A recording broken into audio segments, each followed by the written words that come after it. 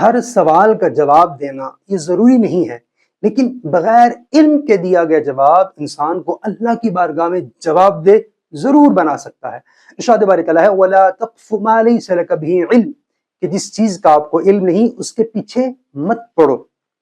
یعنی یہ آیت مبارکہ میں بتاتی ہے کہ جہاں ہمیں جھوٹ سے بچنا چاہیے، وہیں بغیر علم کے کسی کی بات کو سچ مان لینا، اس پر یقین کر لینا اور دوسروں تک پہنچا دینا، یہ بھی درست نہیں ہے۔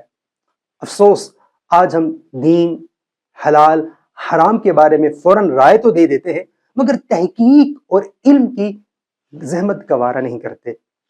اسلام میں یہ بات کہنا مجھے علم نہیں، یہ عیب نہیں ہے، بلکہ یہ علم اور تقوی کی علامت ہے۔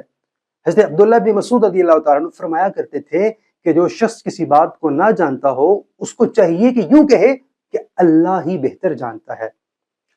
ہر بات کے بارے میں رائے قائم کر دینا یہ دانشمندی نہیں، بلکہ خاموش رہنا، تحقیق کرنا اور علم کے ساتھ بات کرنا، یہی دانشمندی ہے۔